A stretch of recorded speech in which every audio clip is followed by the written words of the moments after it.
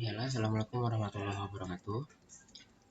Untuk kesempatan ini kita akan membahas tentang praktikum kimia dasar tahun 2021, yaitu tentang objek 1. Itu adalah sifat-sifat fisik dan kimia. Jadi pada objek 1 ini kita akan mempelajari atau kita akan membahas terkait dengan sifat-sifat fisik dari suatu zat, begitu juga dengan sifat-sifat kimianya dari suatu zat. Jadi secara umum kita ada dua bahasan, itu sifat fisika dan sifat kimia. Secara umum, sifat fisika itu adalah sifat yang nampak atau sifat yang bisa kita lihat secara langsung. Sedangkan sifat kimia adalah sifat yang berhubungan dengan seperti ikatan, seperti kelarutan dan lainnya. Jadi, secara umum suatu bisa dikatakan suatu senyawa itu dia memiliki sifat fisika dan sifat kimia. Apapun itu. Jadi kalau dikatakan suatu senyawa atau materi, dia memiliki keduanya, memiliki sifat fisik dan memiliki sifat kimia. Contohnya adalah kalau kita misalnya memiliki H2O, H2O itu adalah air, dia memiliki sifat fisik. Apa sifat fisiknya? Salah satunya adalah dia berwarna bening, nah, kemudian bentuknya cair, itu adalah sifat fisik. Kemudian kalau sifat kimia itu adalah kalau misalnya kita tinjau dari reaksi, H2O terbuat atau hasil dari proses fotosintesis misalnya, atau H2O ini tersusun dari hidrogen, tersusun dari H2 dan oksigen, tersusun dari oksigen setengah O2. Itu adalah sifat kimia. Jadi semua senyawa, semua materi, apapun itu dia memiliki sifat fisika dan sifat kimia. Namun yang akan kita bahas pada praktikum ini itu berupa perubahan fisik dan perubahan kimia. Karena perubahan fisik dan perubahan kimia itu berhubungan dengan sifat-sifatnya, berhubungan dengan sifat fisika dan berhubungan dengan sifat kimia. Percobaan pertama yang kita lakukan itu adalah kita mengamati titik didih. Jadi titik didih ini adalah pengamatan untuk sifat fisik, itu pengamatan untuk perubahan fisika, dimana yang kita gunakan atau yang kita lihat titik didihnya itu adalah metil alkohol, atau kalau kita tahu adalah metil alkohol itu disebut juga dengan metanol. Ini metil, ini alkohol. Kemudian dalam memanaskan atau dalam mendidihkan dari suatu zat, kita harus tahu terlebih dahulu bagaimana sifat dari zat tersebut. Kalau di sini diketahui bahwa metil alkohol merupakan sangat mudah terbakar, sehingga jauhkan uapnya dari api nyala. Jadi metanol itu sifatnya adalah volatil atau mudah menguap. Karena dia mudah menguap, maka dia akan mudah terbakar. Jadi cara untuk mendidihkannya tidak bisa kita langsung didihkan dia di dalam tabung reaksi langsung menggunakan spiritus. Jadi cara mendidihkannya kita harus menggunakan media, di mana media yang kita gunakan di sini itu adalah air. Jadi air terlebih dahulu kita didihkan, setelah itu tabung reaksi yang berisi dengan metanol kita masukkan ke dalam air pada gelas piala yang telah mendidih, baru kita hitung titik didihnya. Dalam menghitung titik didih yang perlu diperhatikan itu adalah termometer. Termometer itu tidak boleh menempel pada larutan. Juga termometer itu tidak boleh terkena pada dinding dari tabung reaksi. Makanya di sini dikatakan tabung reaksi sampai 1 cm di atas permukaan alkohol. Kalau misalnya mengenai dinding dari tabung reaksi, maka yang terukur nanti adalah suhu dari tabung reaksinya, bukan suhu uapnya. Seperti itu.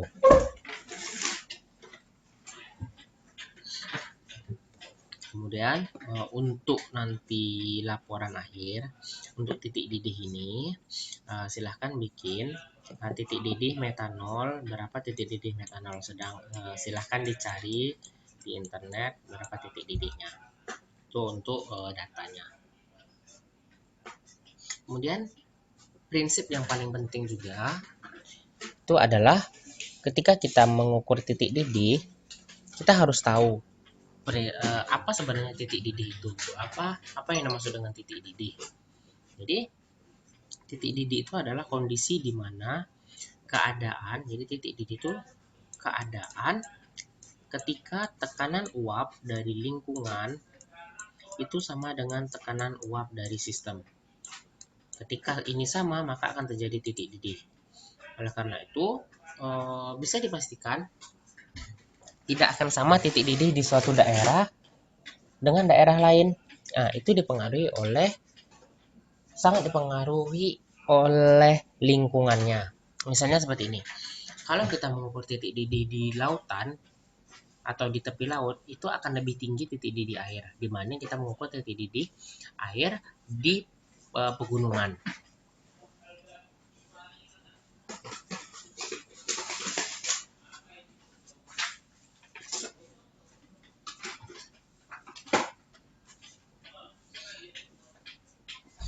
Hal ini disebabkan oleh tekanan uap di daerah rendah itu lebih tinggi dibanding tekanan uap di daerah tinggi. Sehingga untuk mencapai kesamaan atau mencapai keseimbangan, akan terjadi perbedaan titik didih yang cukup jauh. Biasanya air di daerah rendah itu 100 derajat Celcius. Kalau air di daerah tinggi itu biasanya kira-kira 80 derajat Celcius. Itu untuk titik didih. Jadi untuk data jangan lupa silahkan cari titik didih dari metanol secara teori, berapa titik didihnya. Itu untuk yang pertama. Dan yang kedua itu adalah kelarutan. Jadi di sini kita akan melihat kelarutan dari zat padat dan zat cair. Di mana zat padat kelarutan yang kita gunakan itu adalah kristal iod dan sukrosa. Untuk zat cair itu adalah amil alkohol dengan metanol. Hasil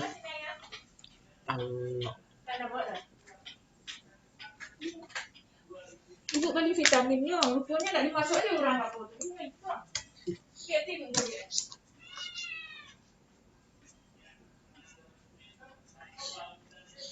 Jadi untuk kristal zat padat yang kita gunakan itu adalah kristal iod dan sukrosa. Kita melihat kelarutan dari keduanya. Untuk data, secara teori kristal iod merupakan senyawa atau kristal yang mudah larut dalam air.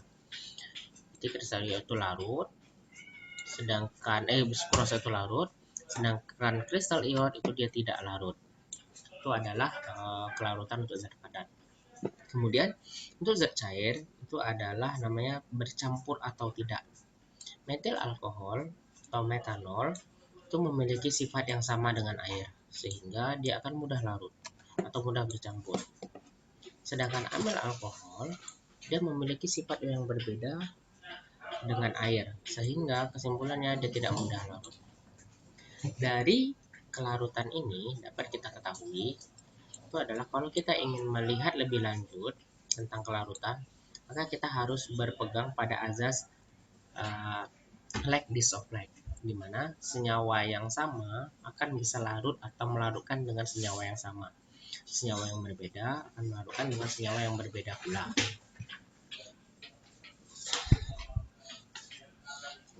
Jadi kalau kita bawa ke bahasa kimia, senyawa yang polar, dan namanya istilahnya senyawa polar, akan mudah larut dengan senyawa yang polar.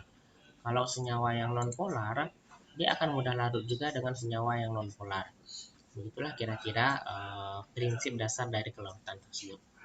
Jadi untuk data kristal sukrosa itu larut, kristal iod itu tidak larut karena perbedaan sifatnya. Begitu juga dengan metil alkohol bercampur, amil alkohol tidak bercampur. Itu untuk objek bagian yang kelarutan. Selanjutnya pemanasan unsur.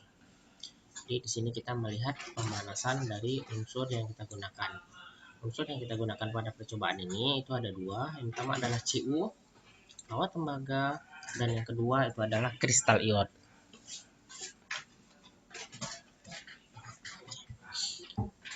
Pertama kita amati untuk yang Cu atau kawat tembaga.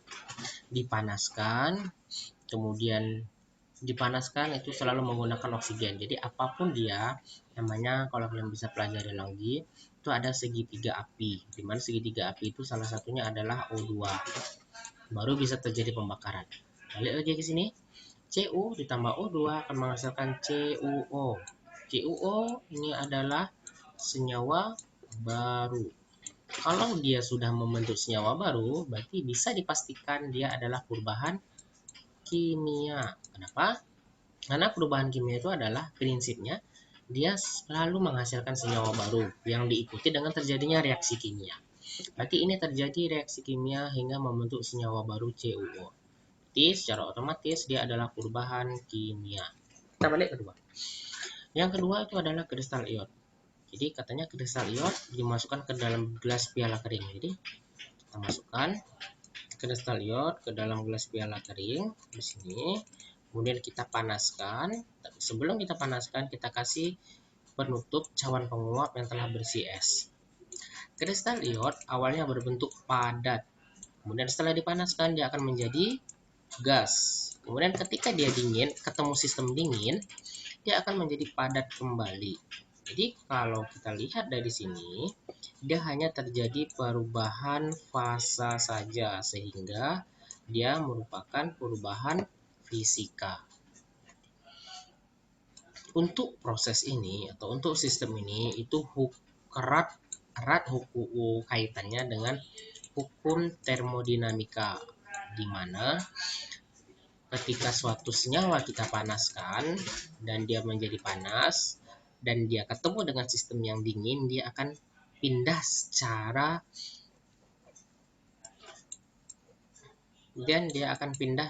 langsung atau pindah secara otomatis ke suhu yang lebih dingin.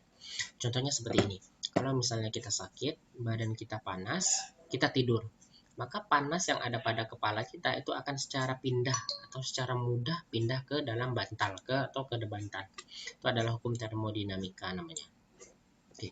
Jadi kembali lagi ke sini. Pemanasan kristal iod itu merupakan perubahan fisika. Selanjutnya pemanasan senyawa. Tadi pemanasan unsur, sekarang pemanasan senyawa. Jadi adik-adik harus bisa membedakan apa itu unsur dan apa itu senyawa. Untuk pemanasan senyawa kita menggunakan adalah amonium dikromat dan kalium dikromat.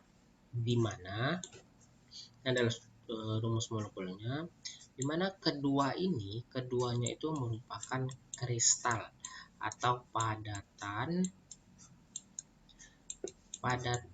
itu dia berwarna oranye. Orange. Jadi amonium dikromat dan kalium dikromat itu merupakan padatan berwarna oranye keduanya. Kemudian kita panaskan selalu menggunakan oksigen.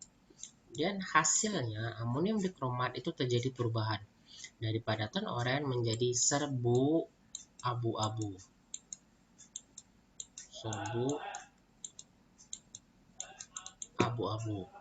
Sedangkan kalium dikromat setelah dipanaskan itu akan berubah menjadi padatan. Tadi awalnya padatan menjadi cair. Dan setelah dingin dia menjadi padat lagi. Jadi di sini dapat disimpulkan bahwa pada pemanasan amonium dikromat itu terjadi perubahan kimia. Pada kalium dikromat itu terjadi perubahan fisika. Itu untuk pemanasan unsur. Untuk pembahasan nanti silahkan bikin reaksinya dan lengkapi lagi reaksinya. Terakhir kita ada reaksi larutan. Jadi reaksi larutan yang kita gunakan nanti adalah larutan natrium karbonat dan larutan natrium sulfat yang kita teteskan atau kita beri dengan asam klorida encer. Langsung kita perhatikan ke reaksi. Jadi natrium karbonat dan natrium sulfat. Yang membedakan itu hanyalah ini namanya anion, di mana dia bermuatan negatif. Sedangkan ini bernamanya kation, dia bermuatan positif. Jadi NaCO3 ditambah HCl dia akan membentuk NaCl ditambah H2O ditambah CO2. Di mana CO2 ini mudah diamati karena dia membentuk gas. H2O itu larutan bening, NaCl itu adalah garam dapur. Tapi di sini dia dalam bentuk larutan.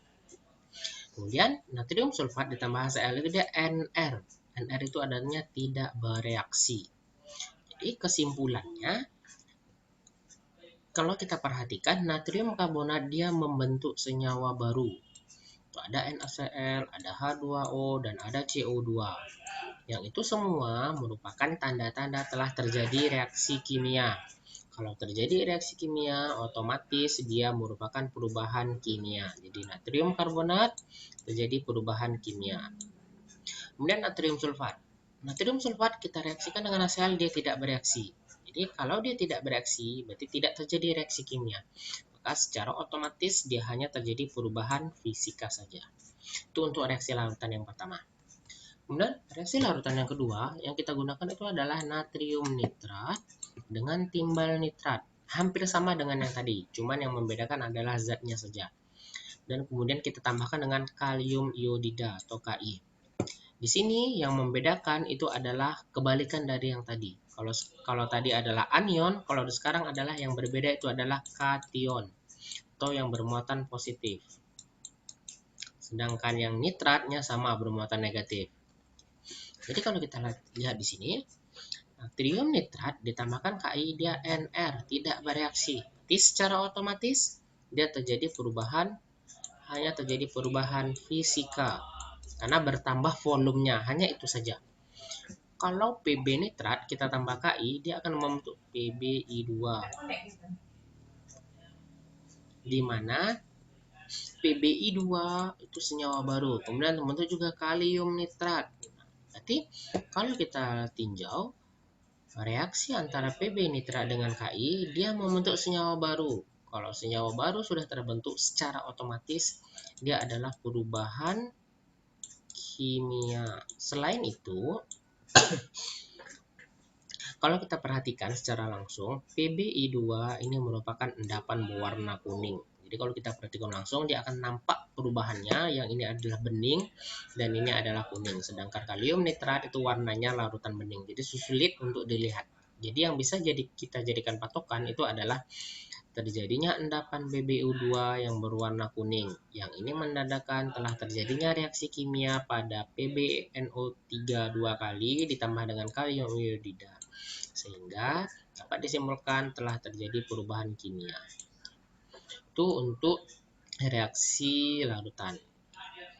Jadi mungkin itu untuk objek 1, itu tadi ada titik didih, kemudian ada kelarutan, ada pemanasan unsur, pemanasan senyawa, reaksi larutan, ini ada 2.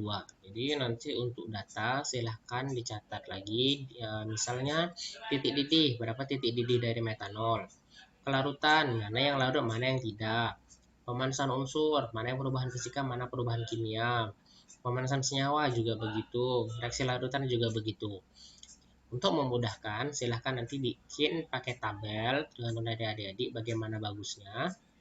Terus jangan lupa lengkapi reaksinya. Reaksinya boleh di data atau boleh di pembahasan, terserah. Nah, kemudian untuk pembahasan, kalau misalnya di data tadi kita bikin, misalnya di sini kelarutan dari sukrosa larut.